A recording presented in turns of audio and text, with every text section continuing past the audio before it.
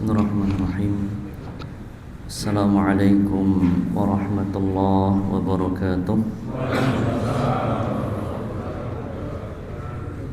Alhamdulillah hamdan katsiran thayyiban mubarakan fih kama yuhibbu rabbuna wa yardah. Wassalatu wassalamu ala nabiyyina Muhammadin wa ala alihi wa ashabihi wa man tabi'ahum bi ihsanin ila yaumiddin. Amma ba'd. Bapak Ibu para jamaah Masjid Al-Falah yang semoga senantiasa dirahmati dan dimuliakan oleh Allah Ta'ala, kita bersyukur kepada Allah atas limpahan segala nikmat. Salawat teriring salam semoga senantiasa tercurahkan kepada baginda Rasulullah Muhammad sallallahu alaihi wasallam, kepada keluarga beliau, kerabat, sahabat serta pengikut beliau yang istiqomah dan konsisten di atas tuntunan dan jalan beliau hingga akhir zaman. Amin. Pripun kabare Bapak Ibu, sehat sedaya? Alhamdulillah.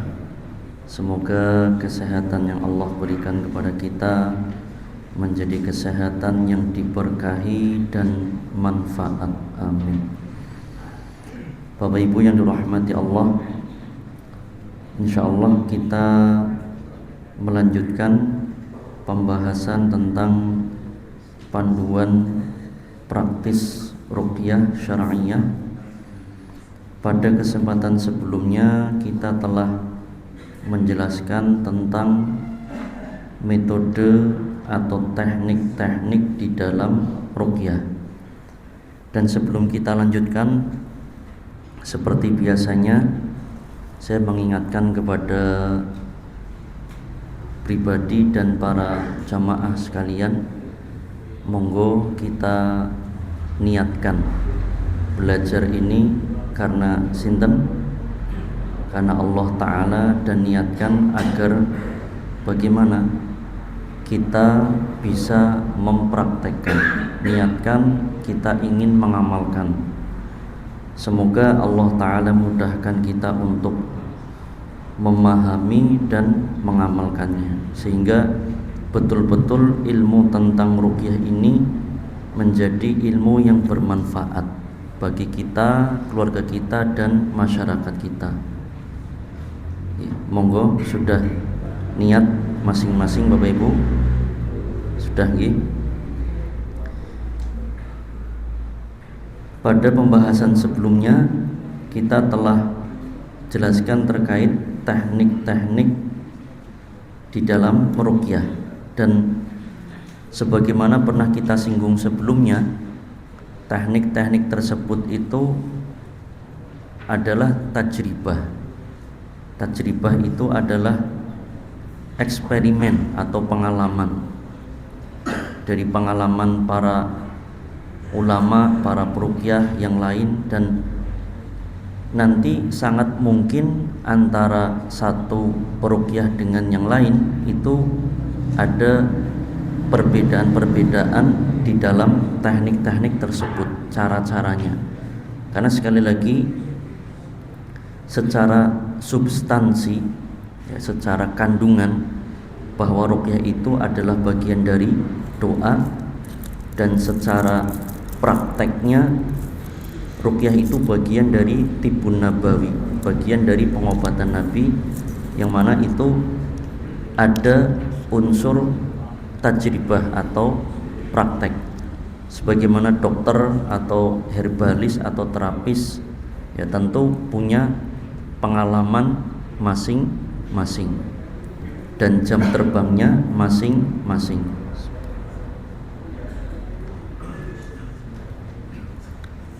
Sebelum saya lanjutkan, mungkin masih ada pertanyaan terkait teknik-teknik yang sudah kita jelaskan sebelumnya.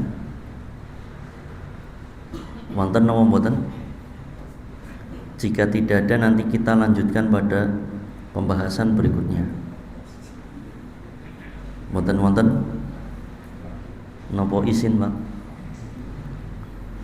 Tidak ada nggih? Dari ibu-ibu tidak ada pertanyaan?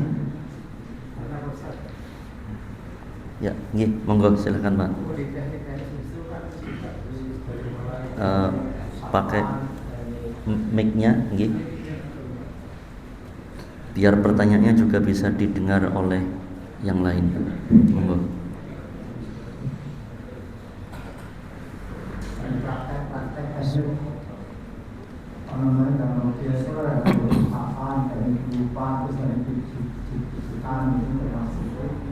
Itu pernah misalnya kita melakukan ruqyah kepada keluarga misalnya, apakah kita bisa kombinasikan, misalnya kita habis usap-usap terus dia masih rasa sakit kita uji-uji, yang ini rasa sakit kita tepung atau kita kasih air ini yang sudah kasih ruqyah itu gimana bisa? Dan ini kita. Ya.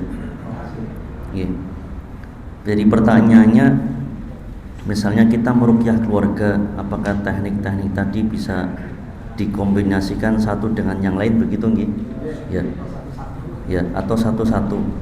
Jadi seperti yang kemarin sudah kita jelaskan bahwa teknik ini memang nanti dikombinasikan satu dengan yang lain. Dan itu fleksibel. Itu fleksibel. Jadi di awal titik yang kita pegang itu 3, ya, ubun-ubun, tengkuk, kemudian jantung. Tapi ketika nanti sudah muncul reaksi, maka teknik itu ya berlaku semua, dikombinasikan. Kadang dipijat, kadang ditepuk-tepuk, kadang diusap-usap, tergantung kebutuhannya. Dan ini pun bisa dilakukan dikombinasikan dengan yang lain. Contoh, panjenengan yang seorang terapis atau seorang herbalis bisa enggak sambil meruqyah sambil membekam sembari meruqyah? Bisa. Sambil bekam dibacakan ayat-ayat ruqyah atau doa-doa ruqyah, ya nanti ketika membekam itu ditiupkan di titik-titik yang sudah dibekam tadi, ya. Ketika akupuntur juga demikian. Jadi itu bisa dikombinasikan satu dengan yang lain. Makanya kalau sering muncul ada pertanyaan, misalnya ada seorang tukang pijat, ya, tukang pijat kadang komat kamit begitu nih Pak, komat kamit, kemudian niup. Nah, boleh nggak begitu? Boleh nggak kita mijet orang sambil kita bacakan doa-doa ruqyah terus kita tiupkan di area yang dipijat tadi, atau sambil dipijat dibacakan doa-doa ruqyah? Boleh mboten? Boleh. Nggih. Ya, dengan catatan nanti dibuka kembali syarat-syarat ruqyah itu seperti apa. Yang penting doa-doa tadi yang dibaca itu tidak bertentangan dengan syariat, ya, sesuai dengan Quran dan hadis, sesuai dengan penjelasan para ulama. Nah itu. Jadi makanya kalau misalnya kita ditanya, Ustadz kalau tukang pijet A bagaimana? Ya berarti kalau sudah ditanya A atau B atau C, berarti nanti sudah studi kasus, harus dilihat bagaimana caranya. Ya. Teorinya secara umum selama tadi, ya, yang dibaca, yang dilakukan itu tidak bertentangan dengan syariat Islam, itu dibolehkan. Kembali kepada hadis, ya, la ba'sa birruqa ma lam yakun fihi syirkun, atau ma lam yakun syirkan. Tidak mengapa, ya, boleh, tidak masalah dengan ruqyah selama tidak mengandung kesyirikan atau tidak mengandung pelanggaran syariat. Jelas sih Bapak Ibu? Ya, jelas sih Pak. Ada lagi nopo? Saya lanjut nggih, penonton nggih. Ya. Nah, Bapak Ibu yang dirahmati Allah, kita selalu ulangi setiap teknik-teknik tadi, entah itu mijet, teknik pijatan, tepukan, usapan, tiupan, itu diiringi dengan bacaan, ya. Itu masih di halaman 6, ya. Itu semua diiringi dengan bacaan yang bagaimana? Itu membacakan ayat-ayat ruqyah dengan penuh tawakal, keyakinan, keikhlasan, khusyuk serta perenungan maknanya. Ya, itu kan selalu kita ulang-ulang, gitu Pak. Gitu. Karena itu adalah inti dari ruqyah. Seandainya baca ayat ruqyah atau membaca doa ruqyah dengan ini, dengan penuh tawakal dan hal-hal yang tadi kita sebutkan, tanpa megang pun, tanpa ketemu pun bisa mboten? Bisa. Bahkan seandainya kita, ya, orang jauh nggak bisa ketemu langsung, sudah bacakan ayat-ayat ruqyah ke air itu bawakan ke orang yang sakit tersebut. Bisa mboten? Bisa. Nah, makanya kalau misalnya dulu sering kita mendengar datang ke wong pinter nanti dikasih air, ya. Nah, peruqyah pun nanti kadang ngasih air, gimana? Nah, bedanya apa? Bedanya adalah apa yang dibacakan terhadap air tersebut dan bagaimana keyakinan saat membaca ayat-ayat ruqyah tersebut. Itu kalau yang dibaca adalah rapal-rapal atau mantra-mantra yang tidak jelas, apalagi dikhawatirkan mengandung ada MOU dengan bangsa jin, ya jelas tidak boleh. Tapi kalau yang dibacakan ayat-ayat ruqyah yang sesuai dengan tuntunan Rasulullah SAW, boleh mboten? Boleh. Jadi sama-sama air, sama-sama niup, tetapi ada perbedaan. Itulah yang kita harus ketahui, perbedaan itu. Jelas sih Bapak Ibu? Nah, sekarang yang ingin saya jelaskan, bagaimana kita sampai kepada tahap tadi membaca dengan penuh tawakal, keyakinan, keikhlasan, khusyuk serta perenungan maknanya. Ini kan yang sering menjadi pertanyaan, ya.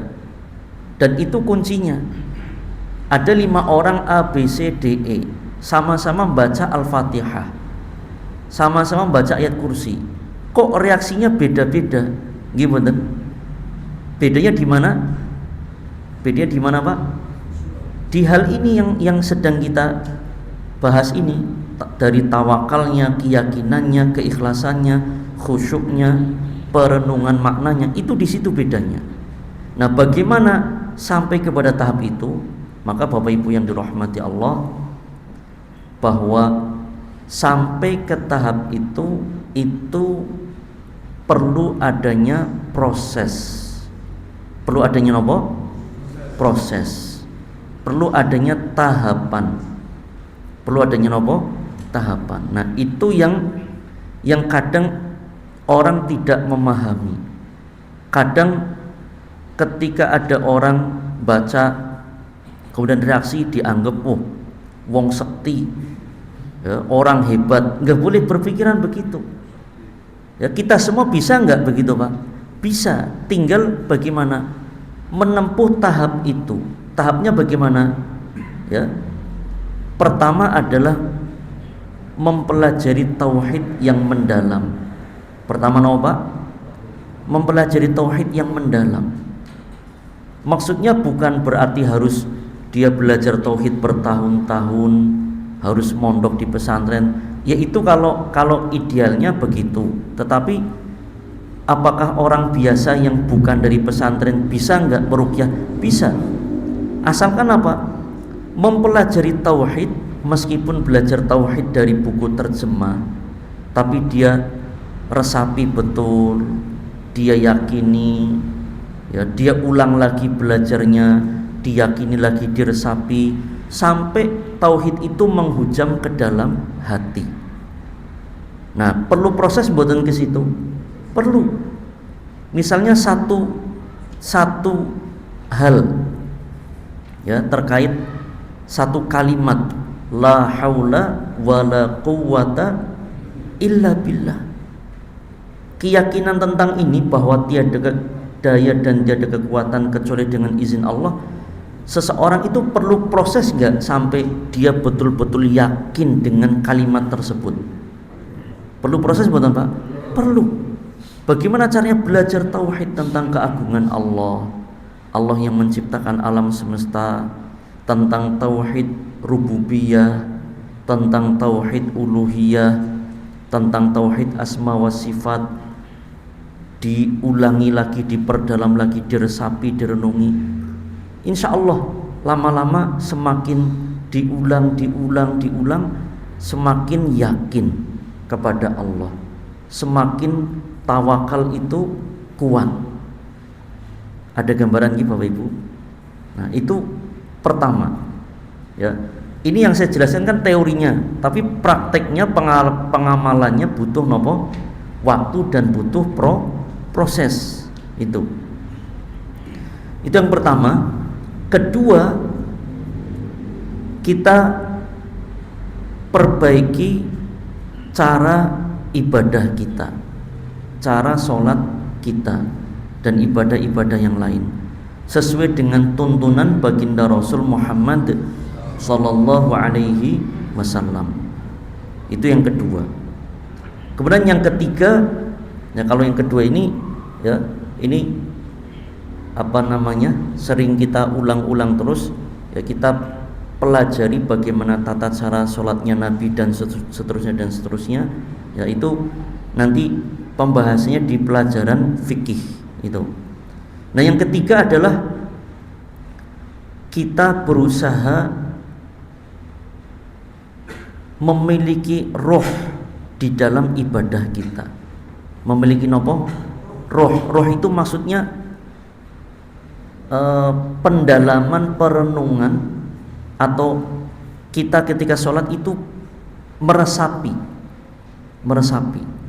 Misalnya kalau kita pengen sampai ke tahap itu, misalnya ketika sholat yang biasanya sholatnya itu 5 menit, coba ditingkatkan menjadi berapa menit? 10 menit. Untuk apa? Agar kita bisa merenungi betul-betul. Satu contoh ya. Kita baca Al-Fatihah. Ketika kita mengucapkan Alhamdulillahi Rabbil Alamin, bagaimana hati kita? Bagaimana hati kita? Yang kita yakini di hati kita bagaimana?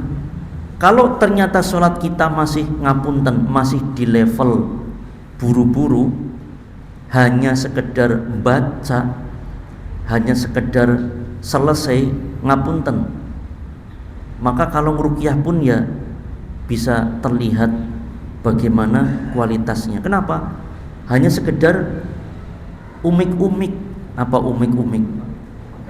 Ya, qomat kamit. Begitu. Jelas Bapak Ibu? Maka ketika sholat betul-betul kita resapi, kita renungi, kita hayati, kita nikmati. Mulai dari membaca ya, mulai dari Bismillahirrahmanirrahim, Alhamdulillahi Rabbil Alamin, Ar-Rahmanirrahim. Itu pelan-pelan dinikmati, dihayati. Ketika kita baca Alhamdulillahi Rabbil Alamin, kita meyakini betul di dalam hati kita bahwa segala puji itu hanya milik Allah. Allah lah Rabbul Alamin, yang menciptakan, yang mengatur, yang menguasai seluruh alam semesta, termasuk kita, termasuk jin, termasuk malaikat, dan seluruh alam semesta. Nah itu kita latih dalam sholat kita. Tapi kalau ngapunten sholatnya kita masih Bismillahirrahmanirrahim. Amin. Jinnya wedi mboten, Pak. Ketika sholat begitu, kualitas sholatnya masih begitu, jinnya akan wedi mboten. Buru-buru wedi. Kayak lagi ngapa menungsa umik-umik orang genah. Iya, Pak. Jadi lihat kualitas sholat kita. Kenapa? Karena ketika kita meruqyah, kita juga akan baca Al-Fatihah mboten? Iya apa enggak, Pak? Nah, bagaimana Al-Fatihah kualitas yang kita baca? Niku. Maka di dalam sholat itulah latihannya. Di dalam sholat latihannya. Maka kalau kita pengen latihan untuk ke arah khusyuk, tawakal dan seterusnya, itu di dalam sholat. Bahkan gunakan ayat-ayat ruqyah itu di dalam sholat, sehingga saat kita sholat kita betul-betul menghadap Allah Ta'ala, kita bermunajat berdua-duaan dengan Allah Subhanahu wa Ta'ala. Suasana itu muncul bahwa kita sedang menghadap Allah Ta'ala, kita sedang memohon kepada Allah, hanya kepada Allah kita menyembah. Iyyaka na'budu wa iyyaka nasta'in. Kita sedang berdiri menghadap Allah, betul-betul hadir di dalam hati kita bahwa ya Allah, hanya kepada Engkaulah kami menyembah dan hanya kepada Engkaulah kami mohon pertolongan. Nah, kalau itu sudah kita terapkan dalam sholat kita, kemudian kita baca itu ketika ruqyah, ketika di hadapan kita ada jin, ada musuhnya Allah, maka itu akan hadir mboten, Pak? Akan hadir enggak suasana itu? Akan hadir. Ya Allah, hambamu ini yang lemah ini sedang menghadapi musuhmu ya Allah.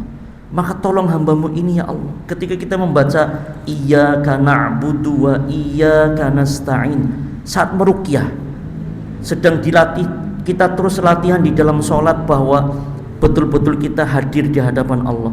Maka ketika meruqyah, ketika lewat ayat itu, nah itulah ya suasana hati dan keyakinan di hati bahwa kita sedang minta tolong kepada Allah itu akan muncul. Ada gambaran Bapak Ibu? Sehingga apa? Ya, sehebat apapun musuh Allah, setua apapun syaitan dari bangsa jin yang di hadapan kita, kita itu minta tolongnya kepada Allah Ta'ala yang maha hebat, yang maha mengetahui, yang maha kuat, yang maha kuasa. Nah, maka suasana hati tadi, ya, keyakinan tadi, tawakal tadi akan muncul. Ada gambaran Bapak Ibu? Ada gambaran buatan? Nah, itu.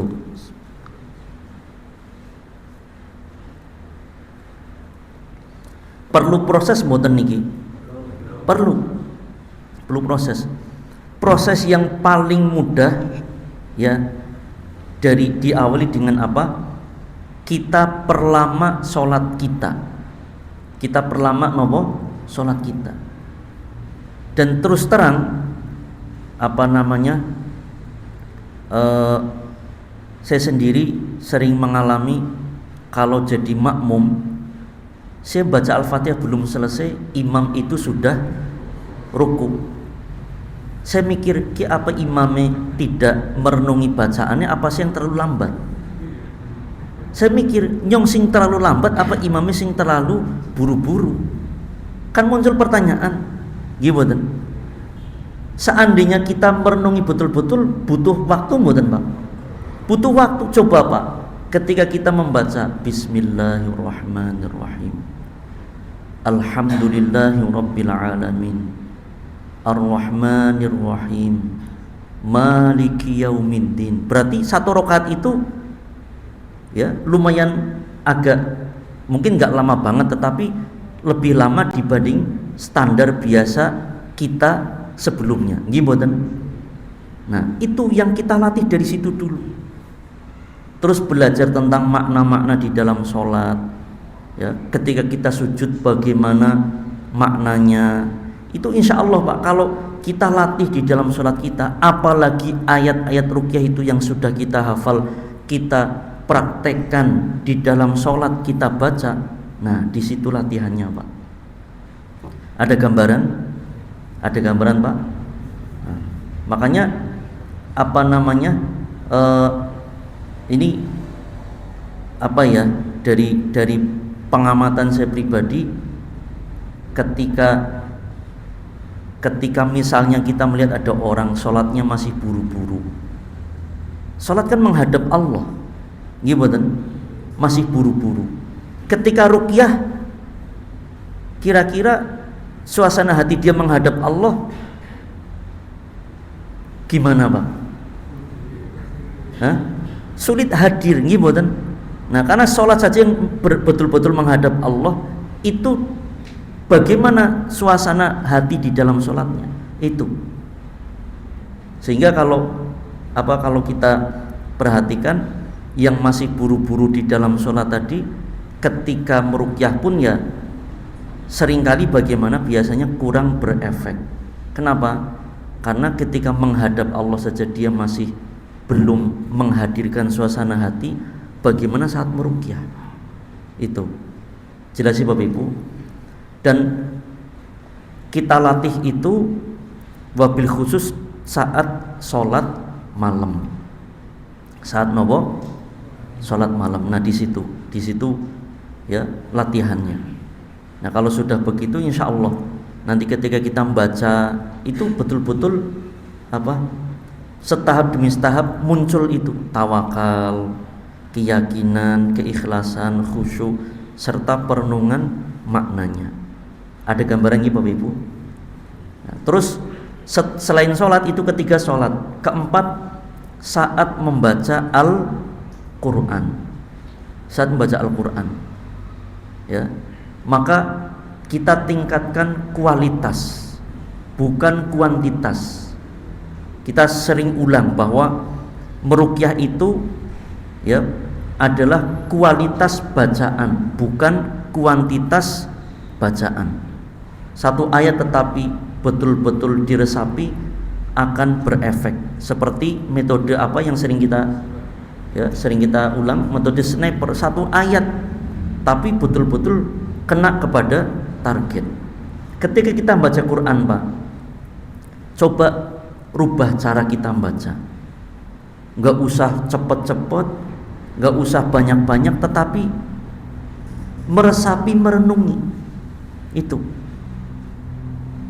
kadang saya lihat ada orang ruqyah bacanya cepet-cepet. Saya sudah ragu baca ini dia berarti pikirannya bisa jadi kosong. Baca itu cuma mulut, pikirannya kemana-kemana, hatinya kosong. Bagaimana akan berefek? Wong dia sendiri tidak terkena efeknya. Jelas ya Pak? Paham ya? Jadi seseorang ketika baca Quran kok hatinya nggak kena efeknya, apalagi orang lain, apalagi makhluk yang tidak terlihat. Logis mboten Pak? Logis mboten? Dia sendiri membaca Quran, pikirannya masih kosong, belum kena efek dari hatinya, belum tenang ketika membaca Quran. Bagaimana akan memberikan efek kepada syaitan, kepada musuh Allah? Ada gambaran nggih? Nah, jadi tingkatkan kualitas membaca Al-Qur'annya. Dan yang kelima adalah ya saat zikir dan doa. Saat nopo? Zikir dan doa. Jadi saya ulangi biar enggak lupa. Pertama, perdalam tauhid. Oke, perdalam nopo? Tauhid. Kedua, ibadah sesuai dengan tuntunan baginda Rasul sallallahu alaihi wasallam. Ketiga, perbaiki kualitas sholat. Keempat, perbaiki kualitas bacaan Al-Quran. Dan ini semua ruqyah mandiri Pak. Ini semua ruqyah mandiri. Kalau ada orang terkena gangguan jin, 5 langkah ini dilakukan, jin itu nggak bakal betah di tubuh dia, akan cari korban atau mangsa yang lain. Yang kelima apa tadi Pak? Perbaiki kualitas zikir. Zikir juga tidak perlu banyak-banyak, tidak perlu cepat-cepat. tetapi kualitas. Kita selalu contohkan zikir yang bagus itu seperti apa? Yang berkualitas. Misalnya satu contoh dari sekian banyak zikir, zikir pagi dan sore atau zikir-zikir apapun. Contoh misalnya, mau contoh yang mana Pak? Kalau di zikir pagi dan sore Pak?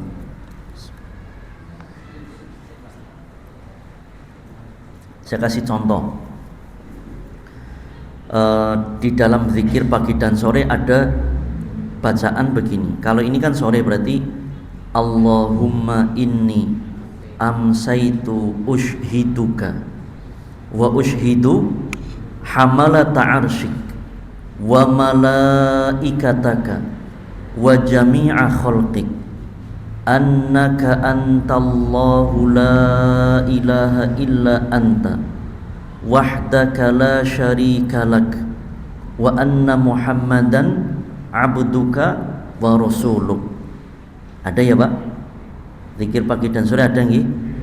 Apa tembe krungu? Tembe krungu. Ada itu setelah doa Sayyidul Istighfar. Bagaimana kita meresapi ini? Harus tahu artinya dan betul-betul diresapi. Ini kalau diresapi Pak, dahsyat. Allahumma inni amsaitu. Ya Allah, sesungguhnya aku masuk waktu sore ini ushhiduka, dalam kondisi aku bersaksi kepada Engkau. Ya, bersaksi di hadapan Engkau ya Allah. Wa ushhidu hamalata arsyik, dan bersaksi di hadapan para malaikat yang memikul arsy-Mu yang agung, yang jumlahnya ada 8 malaikat yang gede-gede, di mana malaikat itu, malaikat yang memikul arsy itu adalah malaikat yang paling besar, yang paling kuat. Nabi menjelaskan dalam hadis Abu Dawud, udzina li an uhadditsa an ahadin min malaikatillahi min hamalatil arsy. Aku telah diizinkan oleh Allah untuk menceritakan tentang salah satu dari para malaikat yang memikul arsy. Bagaimana yang dijelaskan oleh Nabi? Ma baina syahmatai udhunaihi ila atiqihi sab'umi'ati masiratu sab'i mi'ati amin. Jarak antara ujung daun telinga malaikat yang memikul arsy sampai ke pundaknya itu jaraknya adalah perjalanan 700 tahun. Masya Allah. Nah, kalau kita tahu itu, ya Allah, aku bersaksi kepada Engkau, dan bersaksi di hadapan malaikat yang memikul arsy, di makhluk yang gede-gede, luar biasa besar. Kalau kita bayangkan makhluk yang besar itu Pak, iblis itu sepirane Pak, jin kroco yang di depan kita sepirane Pak, gak ada papanya, kecil sekali. Nah itu kalau kita hadirkan, Allahumma inni amsaitu ushhiduk wa ushhidu hamalata arsyik wa malaikataka, dan bersaksi di hadapan seluruh malaikatmu yang jumlahnya tidak terhitung. Aku bersaksi di hadapan seluruh makhluk tersebut, annaka antallah, bahwa Engkaulah ya Allah, la ilaha illa anta, tiada sesembahan yang berhak disembah kecuali Engkau, wahdaka la syarika lak, tiada sekutu milik Engkau ya Allah. Engkaulah yang Maha Esa, tidak ada seorang pun yang menyamai Engkau. Wa anna Muhammadan, dan aku bersaksi di hadapan makhluk-makhluk yang tadi bahwa ya, baginda Rasul adalah baginda Rasulullah Muhammad sallallahu alaihi wasallam adalah hambamu dan utusan hamba Engkau dan utusan Engkau. Satu saja Pak, dengan merenungi ini dahsyat mboten di hati. Dahsyat. Itu kalau kita sebelum ruqyah Pak, kita renungi itu sambil kita jalan mau ngeruqyah, ya, atau kita mau meruqyah mandiri, kita baca itu sampai ke merenungi, masya Allah, kita bersaksi di hadapan Allah dan bersaksi di hadapan makhluk-makhluk Allah yang besar-besar. Itu kita akan merasa bahwa kita itu kecil dan bangsa jin itu kecil kecil juga, kecil sekali, lemah kita, maka kita tidak akan merasa takut sedikit pun kepada bangsa jin. Kenapa? Karena kita merasa di hadapan Allah yang maha besar, kemudian di hadapan makhluk-makhluk Allah yang besar-besar, yang jarak antara ujung daun telinga sampai mana pundaknya itu bagaimana? Perjalanan 700 tahun. Iblisnya sepirane, Pak. Makanya iblis pun takut kepada malaikat. Lah kok kita kan takut kepada jin? Tidak berhak kita takut kepada bangsa jin. Takut hanya kepada siapa? Allah Subhanahu wa ta'ala. Dan kalau kita sudah sampai merenungi seperti itu, Pak, rasa takut karena Allah itu, ya, itu ada auranya mboten, Pak? Ini saya sering singgung ya, bahasa aura ini kan ini sering dipakai di dalam ya ilmu metafisika ya begitu. Tapi saya belum nemu apa ya kosakata yang lebih tepat. Jadi orang yang berani, orang yang takut, orang yang kecewa, orang yang sedih, orang yang marah, itu nampak terasa nggak auranya kalau kita di hadapan orang yang begitu? Kelihatan bukan? Kelihatan bukan? Kelihatan. Kita bisa merasakan ada orang kecewa kepada kita. Kerasa bukan hati kita? Terasa. Ada orang marah kepada kita. Hati itu nggak bisa dibohongi, Pak. Hati itu connect. Makanya sesuatu yang cuma dari mulut itu cuma sampai telinga. Tapi kalau sesuatu yang dari hati akan sampai ke hati. Nah, kita saja merasakan, apalagi bangsa jin itu lebih peka terhadap hal seperti ini. Kalau ada manusia yang dia berzikir betul-betul meresapi dan dia takut kepada Allah, jin itu kerasa. Jin itu kerasa. Jelas sih Bapak Ibu. Nah, maka ayo kita perbaiki kualitas zikir kita. Enggak usah banyak-banyak. Dan bangsa jin itu pingin manusia itu tertipu. Zikir banyak-banyak, baca subhanallah atau baca bismillah, baca la ilaha illallah 10.000 kali, tapi zong semua. Zong kosong. La ilaha illallah, la ilaha illallah, la ilaha illallah, la ilaha illallah. 10.000 kali pakai ala itu cetuk cetuk cetuk cetuk cetuk cetuk cetuk cetuk cetuk cetuk. Zong kabeh. Jinnya cuman guyu ketawa ki menungsa lagi pada ngapa ki. Mau lagi joget-joget begini. Apa artinya itu? Ya. Habis itu percaya maring jimat, podo wae bohong. Ya, podo wae bohong. Jelas sih Bapak Ibu. Nah, ini untuk melatih ya agar hati kita sampai ketika kita membaca ayat-ayat ruqyah, insya Allah Pak, ada peningkatan setahap demi setahap. Ada gambaran Bapak Ibu? Ada gambaran? Nggih. Wonten pertanyaan sebelum kurang berapa menit? 8 nggih. Nah, nanti berikutnya itu kan akan kita bahas nomor 9 ya. Jika terjadi reaksi kesurupan seperti apa? Nah, itu nanti yang bermain atau yang berlaku itu apanya, Pak? Fisik kita, apa suara kita, apa hati kita? Hati. Nah, tadi itu seperti yang kita jelaskan, kita menghadapi musuh Allah. Bagaimana hati kita? Kalau kita takut kepada Allah, di depan kita jin yang paling tua, yang paling senior, kita tidak akan takut kepada bangsa jin. Kenapa? Kita sudah merasa lemah kecil di hadapan Allah Ta'ala dan kita takut kepada Allah. Ada gambaran nih? Nah, di situ nanti kita akan lebih coba perdalam lagi ya, ketika ada reaksi, apalagi sampai jin itu muncul, bagaimana kita menghadapinya. Itu insya Allah pada pertemuan berikutnya. Itu yang kadang menjadikan orang takut, nek ana reaksinya wedi kepriwe, jine melotot kepriwe. Nah, itu insya Allah pada pertemuan berikutnya. Tetapi kita latih hati kita. Bagaimana caranya tadi kita ulangi 5 poin. Pertama, perdalam tauhid. Jadi pelajari tauhid terus. Kedua, ya, memperdalam tuntunan Nabi SAW dan ibadah sesuai dengan tuntunan Nabi. Ketiga, bagaimana perbaiki dan tingkatkan kualitas sholat kita. Keempat, bagaimana perbaiki dan tingkatkan kualitas bacaan Quran kita. Yang kelima, perbaiki dan tingkatkan kualitas zikir kita.